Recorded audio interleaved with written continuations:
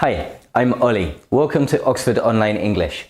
In this lesson, you can learn how to speak more fluently in English. How long have you been studying English? Do you find that sometimes, even though you study hard, you can't speak fluently?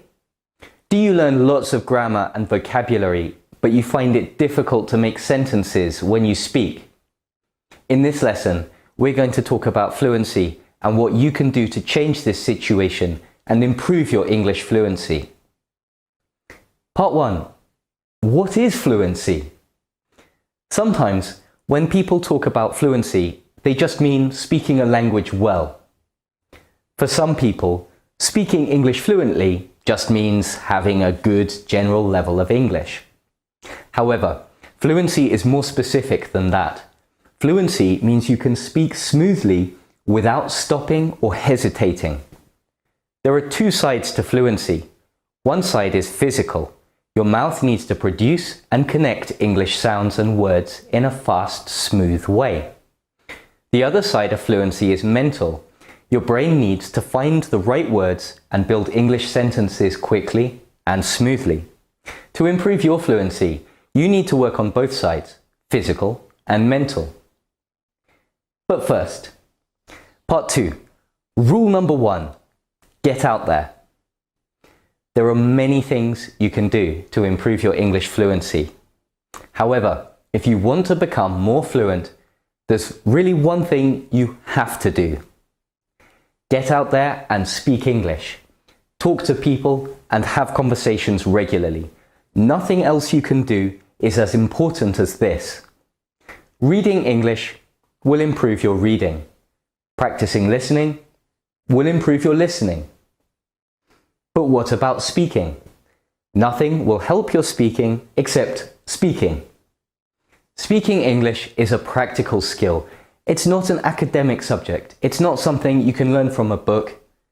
It's more like doing a sport or playing a musical instrument.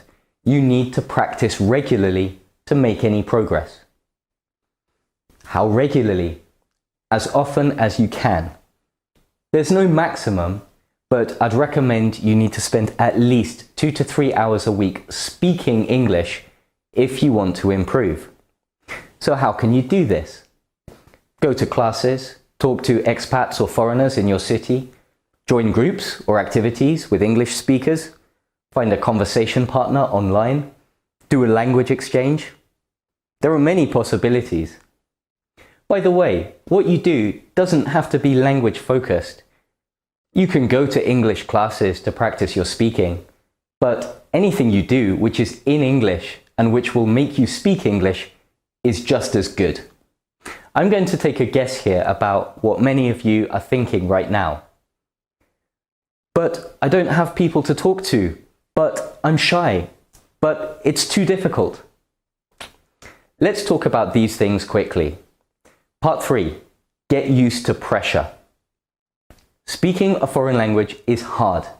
Situations which would be easy in your language can feel difficult in another language. Situations which would feel difficult in your language can feel almost impossible when you have to do them in a foreign language. That's how it is. It's easy to imagine when you start learning another language that you'll reach a point where everything is easy and comfortable. But unless you live in a foreign country and live completely inside that culture, that won't happen. Trust me, I've studied several languages at this point in my life. I speak some of them quite well, but it never feels easy or comfortable. Why are we talking about this? I'm trying to motivate you to go out and speak more, practice more. To do that, you have to accept that it will feel difficult, uncomfortable, and intimidating a lot of the time. That's how it is. Don't let it stop you. You can still practice, you can still communicate, and you can still improve. I'll give you an example of this from my own experience. I hate making phone calls in another language. I don't know why, but I find it particularly intimidating. I guess because I can't use context or facial expressions or anything like that to help me understand or communicate. I lived in Russia and I studied Russian. I hated making phone calls in Russian. Then I lived in China and I studied Chinese. I hated making phone calls in Chinese. Now I'm studying Greek. Guess what? I hate making phone calls in Greek too. It still feels just as difficult and just as intimidating. I haven't learned any tricks to make it easier. All I've done is that I accept that this is how it feels. That's it. I still do it because I have to sometimes. I just accept that I'm going to feel nervous or uncomfortable, and I have to speak and communicate anyway. And I do. It doesn't stop you. Feeling nervous does not stop you communicating. This will be the same for you sometimes. It might be phone calls, it might be something else. The key point, you have to accept and learn to deal with that pressure. Don't think it feels scary, so I won't do it. It won't feel less scary in the future. The only way to make it easier is to go out and do it. If you do that, you'll feel more confident. It will get a little bit easier with time. Okay, so now you know the most important point about fluency, but is there anything else you can do to practice? Yes, there is. Part 4, speed reading. Find a text in English. It can be something from a textbook, from a newspaper, from a blog, or anywhere. The text should be fairly easy for you. Don't choose something with a lot of new words or something which is way above your current English level. Sit down with a timer, read the text aloud, time yourself. Now, read it again. Try to beat your previous time. Keep going like this. See how fast you can read the text. What's this for? Well, remember that part of fluency is physical. Your mouth needs to produce English sounds and English words fast and smoothly. Speed reading like this is a good way to practice that side of fluency. This way of practicing is really useful because you can do it almost anywhere, and you can also do as much or as little as you have time for. You can do 5 minutes practice or 15 minutes or half an hour. It's all helpful. Let's see another good technique like this. Part 5. Using songs. Find a song in English. Choose something which you like. Find the lyrics online. If you don't know where to look, just put the song title and the word lyrics into Google. You'll find them. Play the song, read the lyrics, sing. Like with speed reading, this is a good technique to practice the physical side of fluency. When you sing a song, you have to go at the speed of the song. Start with slower songs, then choose faster ones. Try to choose something that's possible but challenging, so you can sing the song, but it's difficult to go fast enough. Again, this will really help with your physical fluency. It's also easy to do. You can do one song a day, and I promise you, you will feel a difference quite quickly. I used this technique a lot when I was learning Chinese, and it really helped. Speed reading and singing songs are good for physical fluency, but what about the mental side of fluency?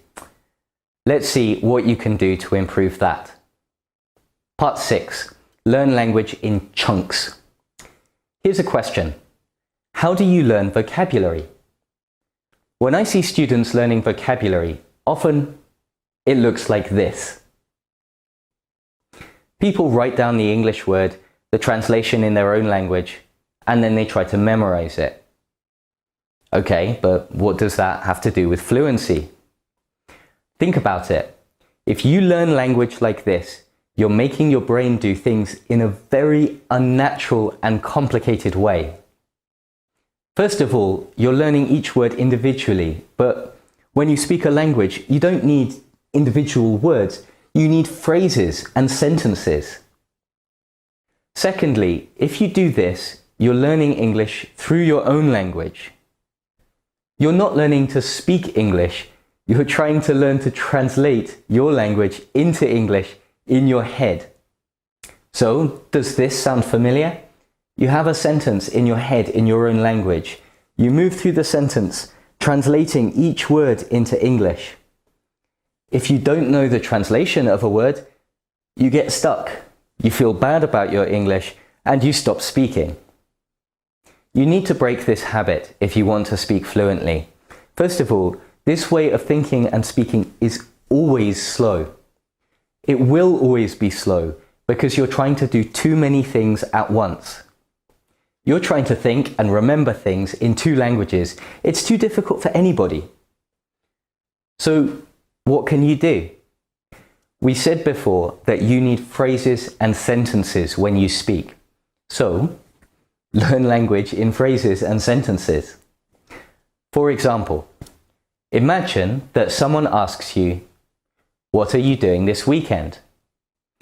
Look at three answers. I'm going to see some old friends. I'm thinking of going for a bike ride. I might do some odd jobs around the house. Now, make your own sentences. I'm going to, I'm thinking of, I might, Try to make 2 or 3 sentences for each one so that you use different endings. Now think, if someone asks you this question, "What are you doing this weekend?" If you remember language in big pieces, you only have to remember 2 things.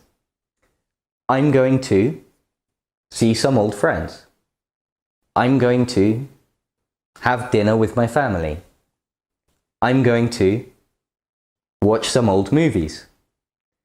That makes it easy to respond to questions like this fluently. On the other hand, if you make a sentence in your head in your language, in your head, and then you translate each word into English, it's much more complicated. You don't just have to remember 2 things, you have to remember many things.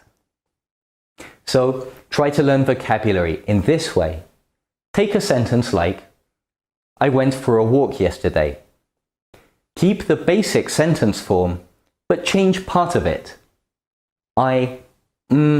Yesterday. Now, make 2 to 3 different sentences. I took an exam yesterday. I was lazy all day yesterday.